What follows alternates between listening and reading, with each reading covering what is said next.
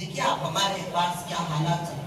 ہماری اس مسجد میں آپ یہ مسجد عبدالرحمان مسجد ہمارے پاس ہفتہ واری 2 جلسے ہوتے ہیں, 2 دن بیانات کے ہوتے ہیں.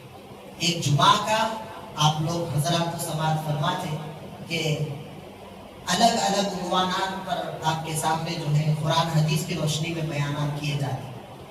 اس کے علاوہ بھی اتوار کا ایک جلسہ ہمارے پاس ہوتا ہے. وہ اتوار کا جلسہ مغرب سے لے کر عشاء کے درمیان. گزشتہ سال بھر ہمارا وہ جلسہ چلا اور اس میں بہت سارے لوگ شریک بھی ہوئے. یہ سال ہم نے تھوڑا سا الگ ہم نے انتظام کیا کہ اس سال جو اتوار کا جلسہ ہوگا وہ جلسے میں تھوڑے الگ ٹاپک, کبھی سیرت رسول کے عنوان پر, کبھی قرآن کی تفسیر کے عنوان پر, کبھی جو ہے مسائل کے عنوان پر, کبھی نماز کے عنوان پر. ایسے ہی ہر اتوار کو ہماری اس مسجد میں جلسہ ہوگا. پھر اس کے علاوہ ہمارے پاس جمعرات کے دن مغرب کی نماز سے عشاء کی نماز تک قصیدہ بردہ شریف پڑھا جاتا ہے. وہی قصیدہ جو مولا صلی وسلم دائما ابدا علی حبیبی کا خیر خلق کلہم, جو مشہور قصیدہ, مشہور زمانہ قصیدہ ہے, وہ قصیدہ ہمارے پاس پڑھا جاتا ہے. اور وہ قصیدے میں بہت سارے لوگ ہمارے پاس جمع ہوتے ہیں.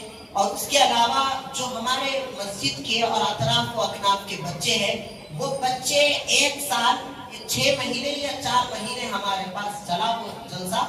اس میں 4 مہینے میں بہت سارے بچے آدھے سے زیادہ قصیدے کو یاد کر لیے. اور یہاں تک لوگوں کی یہ بات ہمارے سامنے آئی کہ بہت سارے گھر کے خواتین اپنے کام کاج کو چھوڑ کر مصلی بچھا کر وہ قصیدے کو سنتی ہیں. اور بہت سارے دکان والے حضرات اپنے دکان میں کام کرتے ہوئے وہ قصیدے کو سنتے ہیں. اب یہ قصیدے کی فضیلت آپ کے سامنے اس سے پہلے بھی بتا دی گئی. یہ قصیدے کی تھوڑا سا مختصر سا سنیں. یہ قصیدے کی فضیلت یہی ہے کہ یہ قصیدہ ہمارے لیے اللہ والے فرماتے ہیں بیماریوں سے نجات دلاتا ہے, ہمارے کاروبار کی برکت کو بڑھا دیتا ہے.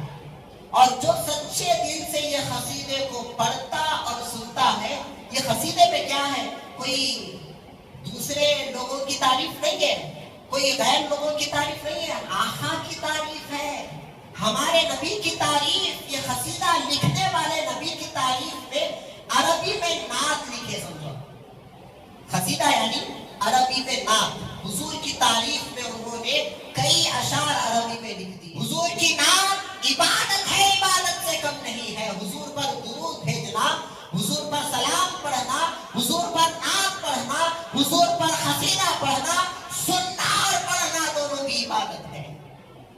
اب سننے والے بھی عبادت میں, پڑھنے والے بھی عبادت میں. اب اس پر اعتراضات بھی بہت ہیں. تعریف کرنے والے تو ہے بھائی, تعریف کرنے والے 90% لوگ آئے, اعتراض کرنے والے 10% لوگ آئے. اب یہ مسجد میں ہماری جو کام ہو رہا ہے, اس کو روکنے والے بہت سارے حاسدین جمع ہو گئے. دین کے دشمن, اسلام کے دشمن, نبی کی نعت کے دشمن, قصیدے کے دشمن اور دین کے کام کے دشمن. کیوں افراتفری مسلمانوں میں, دین کے کام کو روکنے میں مسلمان جس طرح سے لگا ہوا ہے, دین کا کام جہاں کہیں ہو رہا ہے, مسلمان کے دل میں حسد کی آگ پڑ رہی ہے.